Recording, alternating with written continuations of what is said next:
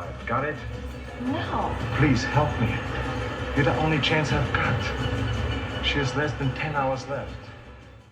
What's up, y'all? It's your boy, Mr. Mar Sharp, Short Man Filmworks in the building. And we got another video for you guys today, all right? And as you can see, I'm still fuzzy and I'm still furry. So that means that No Shave November is still going on. Well, actually, today is actually November 30th. So this is going to be the last day of No Shave November. And as I said in the last videos, this is, with No Shave November, if you're partaking in it, it's bringing awareness to testicular cancer and prostate cancer. So it's bringing awareness to men's health.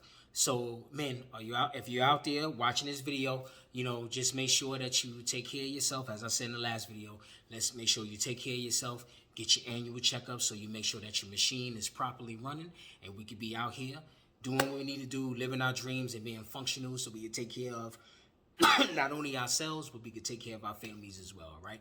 So with that being said, all right, we're gonna go into our video for today. All right. The Everyday Film Man reviews, as y'all been rocking with me for the last couple of videos. And today we are going to review the 1985 classic, as always, as I'm putting these movies out here as classics, which they are to me. But the 1985 classic Commando, starring my man Arnold Schwarzenegger. And this is pretty much another one of those Arnold Schwarzenegger movies that I just fell in love with growing up. I didn't see this movie in the movie theater, okay? I didn't see this movie in the movie theater, and it came out in, like I said, it came out in 1985. And to be honest with you, I wasn't aware that it actually came out in 1985 when I was younger, because I had seen The Terminator, and then I had seen Raw Deal, which came out in 1986. And then I think it was Raw Deal was next, and I think Running Man, then he had Red Heat. So I thought this movie came out around the time when between Running Man and Red Heat, because I think Running Man was like 88 and then Red Heat was like 89 or something like that. And I thought Commando fit right in the middle of there, but I didn't realize that this movie came out in 1985. And I actually didn't see this movie until it came on cable.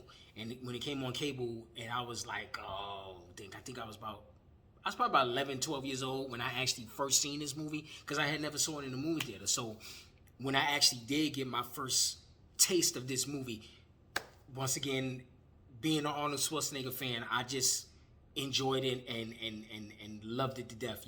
Mind you, I had seen Raw Deal, I had seen Red Heat, I seen Total Recall, and I believe I saw T2 before I seen this movie, because T2 came out in 91, and I think I saw this movie, I think I seen it the next year in like 92. So it made me that much more of a fan of Arnold Schwarzenegger, because to me it was like I was finding this old gem that I missed when I was younger, but now, being in my being a little bit older, I ain't gonna say old, but being a little bit older, it gave me a chance to actually see this movie. And like I said, I just enjoyed it so much, So getting into a nice little brief synopsis of the movie. Pretty much, Arnold Schwarzenegger plays John Matrix. He's a special forces commander, and he's that character that pretty much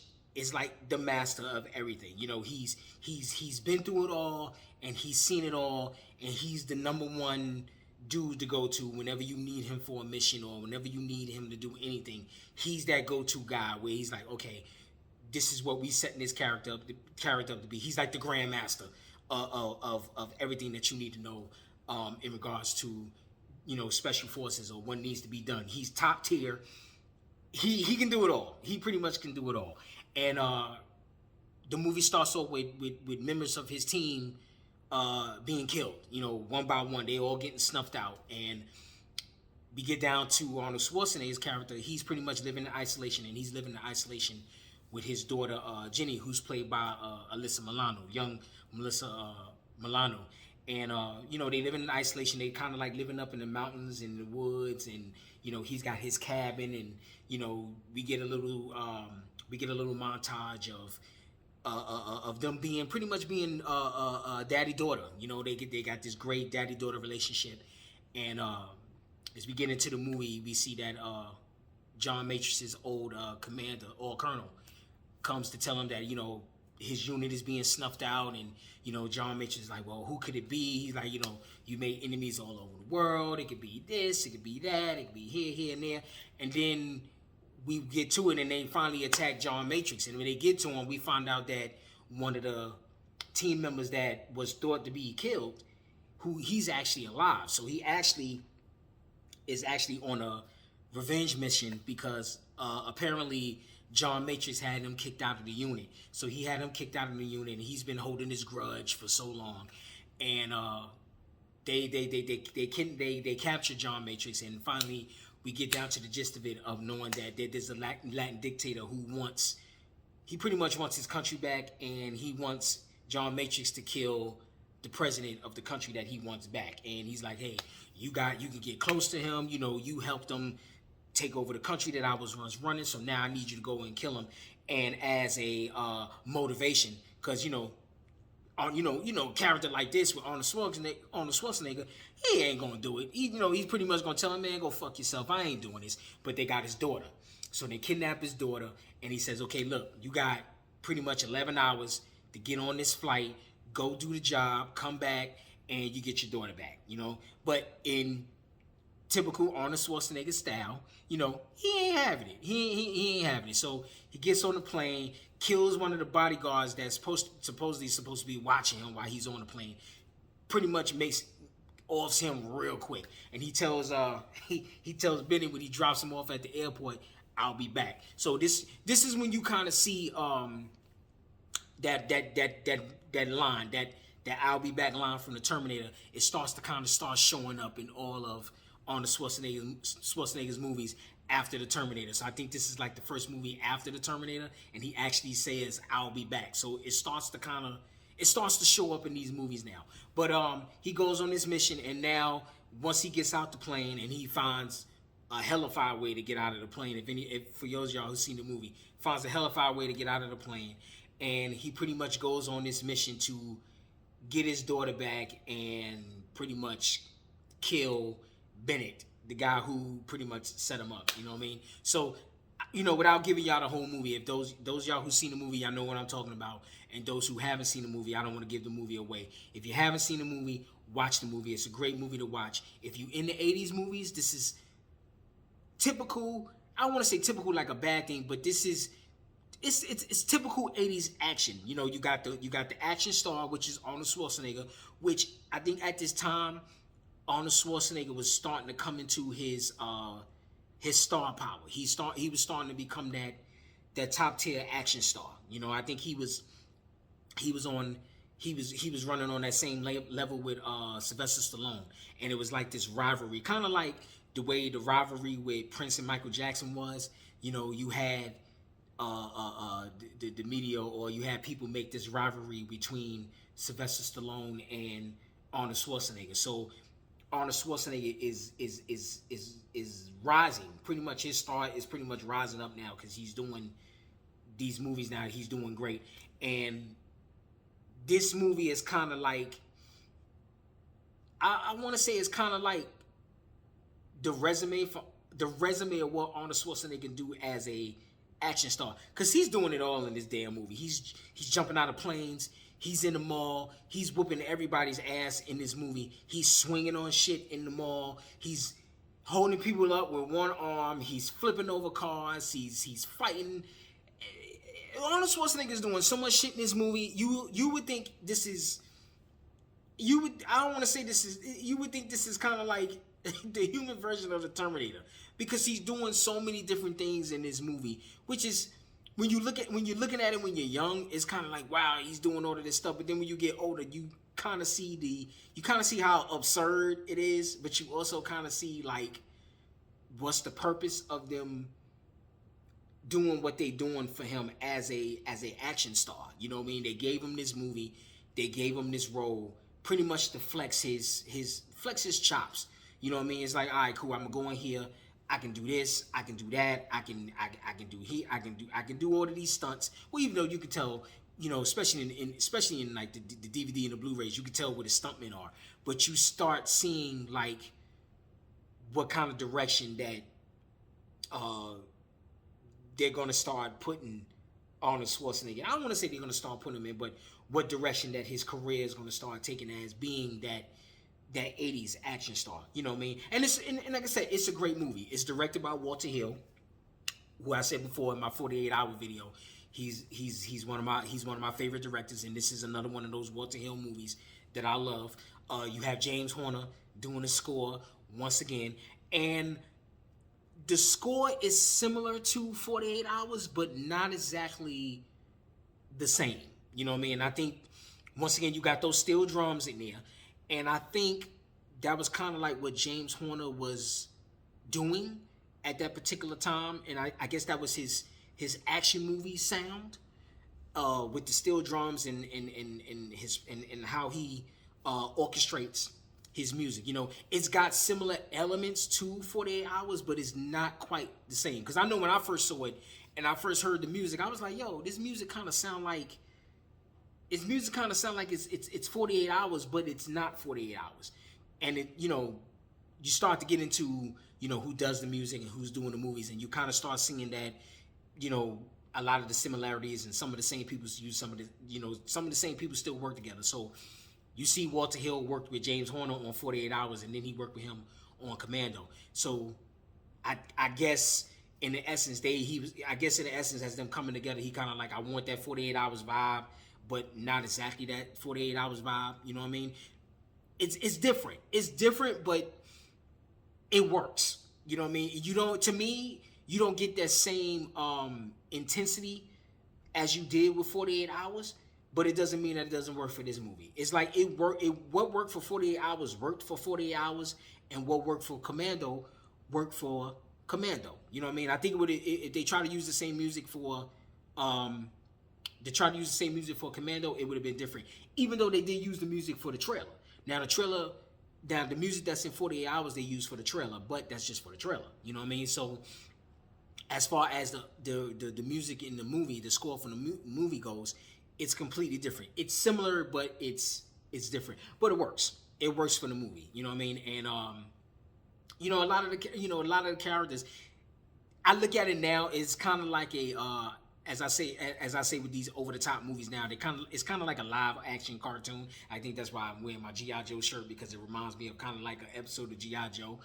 So it's kind of like a live action cartoon. You know what I mean? You got these over the top characters. You got Arnold Schwarzenegger and his over the top shit.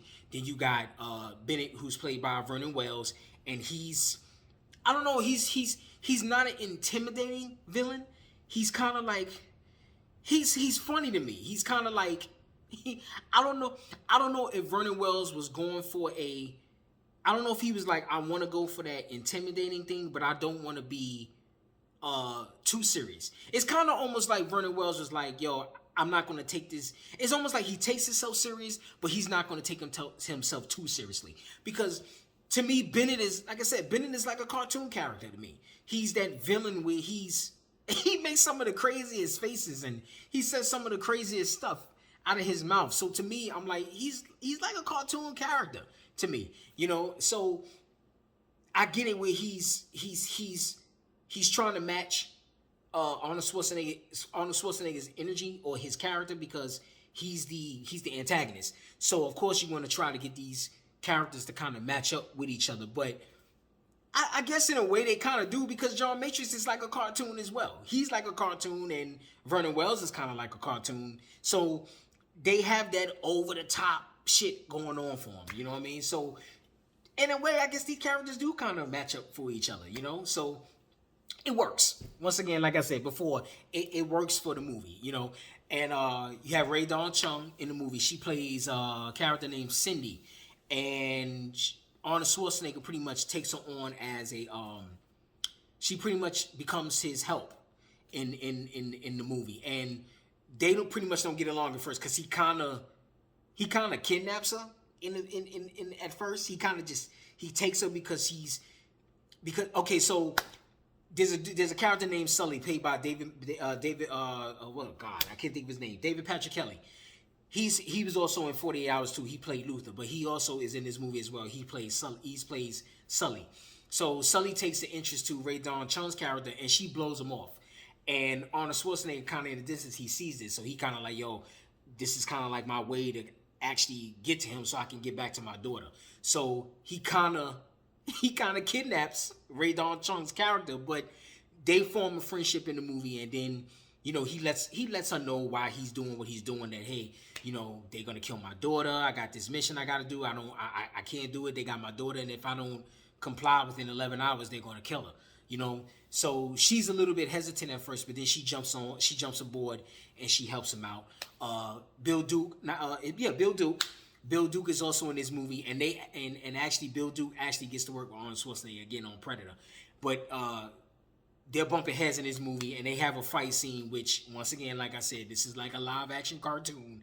They have a fight scene which is some funny shit. Like, you can see this. If you see this fight scene, you just like, yo, are you serious? Like, if you watch it now, you just like, you got to be shitting me. But then back in the day, watching it back in the day, and I'm pretty sure adults went to see this movie back in the day, but I was a child when I seen this movie. So when I seen this movie and I seen that scene, to me, I was like, this is the coolest shit ever. He's whooping his ass all over through this cheap ass motel. They in a motel and he's whooping his ass from room to room. But the shit is funny when you look at it. You know what I mean? So you have Bill Duke playing that character. I can't remember his character's name, but he's got a little bit of screen time, but he's a little bit. I think, to me, if they had a villain, I think Bill Duke should have been what's his name? Bill Duke should have been Bennett, because he was more of a intimidating character. But as I said before, I don't think that dynamic between Arnold Schwarzenegger and Bill Duke would have matched, because Bill Duke played more like more of a serious villain than Vernon Wells. And like I said, Arnold Schwarzenegger was more like a cartoon, and Vernon Wells is more like a cartoon. So they matched. Whereas if Bill Duke would have been that, it would have kind of, I don't think that would have worked well. I think him being a secondary villain and then pretty much getting killed off worked for what it needed to work for. You know what I mean? So I take back what I said about him matching him being the main villain. He could have been, but it wouldn't have matched for. To me, it wouldn't have matched for what was going on in the movie. You know what I mean? So, yeah, just pretty much going through the movie, and then we get to the, like I said, we get to a point where just Arnold Schwarzenegger just suits up in all of these damn weapons, and you can't possibly tell me that this shit would be anywhere near realism with all the weapons he got. He's got like 500 million guns on him. He's got grenades and gun magazines and a rocket launcher and a rifle, and if you see this scene, me and my man Jarrell from back home, we watch this scene all the time and we just laugh our ass off, because he has so many weapons for no damn reason. He's like a one-man army going in there to get his daughter back. And I get it. You're going to get your child back. You're trying to make a statement. You're trying to make a statement of, hey, look, I'm not the one to fuck with. Hey, I'm the master at my craft. This is what I do. You put me in my element, so now everybody got to get got. And pretty much everybody gets got in the damn movie. He goes to the last, I call it the boss stage. He goes through the boss stage and just lays waste to every damn body in the fucking stage. I mean, just lays waste to everybody. And then we get the final fight with him and Bennett, and that shit is comedy as well. So it's an action movie, but as I watch it now, I look at it and I laugh so much at it, but it's enjoyable. It's fun. It's a fun movie, man. And I feel like it's a fun movie that don't take itself so seriously, and you need movies like that. You need movies that you can go in and unplug from reality and just have fun. Go in there, watch it, have fun. It's a popcorn movie. You go in there, you watch it, you have fun, you enjoy it, and then you walk out the theater, satisfied, So, getting to the scale of this movie. For me, I'm gonna give it 4 thumbs up. I'm gonna give it 4 thumbs up. For one, I'm gonna give it 4 thumbs up for a nostalgic feel, because it's a childhood movie of mine, and I love this movie. And like I said, I got it on DVD, and I will watch this movie plenty more times. If it come on TV, I'm gonna watch it. If it comes on cable, I'm gonna watch it. And if they put it in the movie theater, if by chance they put it in the movie theater, which I don't think they will, but if it plays in the movie theater again, I'm definitely going to see it because I want to get that big theater experience again. You know, so I give it 4 thumbs up for nostalgic feel.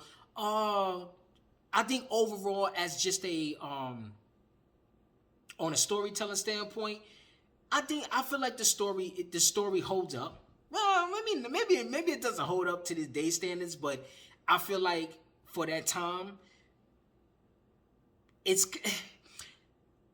I like the story because it's kind of just a basic elementary story. Hey, you know, you got the Grandmaster. The Grandmaster is pretty much the Grandmaster is set up, and now the Grandmaster has to teach everybody a lesson of not to be fucked with. You know what I mean? So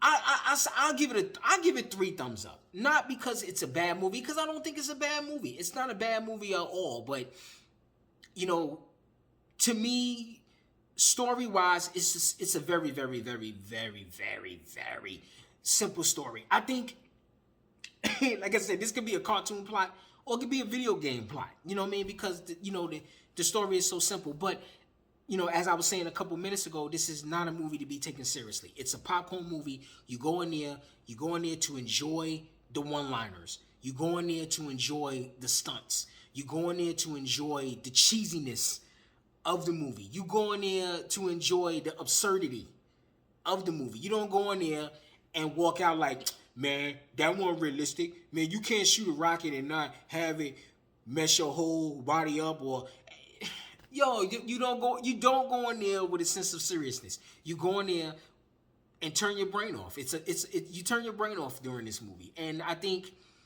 that's what makes this movie such a great movie. And to me, it is a classic. So I might be giving it 3 stars for story, but to me, it's still a classic movie because it's that quintessential. It's one of those quintessential action, one of them quintessential 80s action movies where you go in there and you watch it and you just have fun. You know what I mean? And you're not going in there to take it seriously. You're going in there to have fun. You're going in there to smile. You're going in there to laugh. And you're walking out of the theater, you know, with a good feeling. You know what I mean? So 4 thumbs up for nostalgia feel. Story-wise, you get 3 thumbs up. As an overall good feeling movie and a good feeling, just a good feeling, and have fun movie, you get 4 thumbs up for that. So Commando does do a good job of just being a feel-good movie.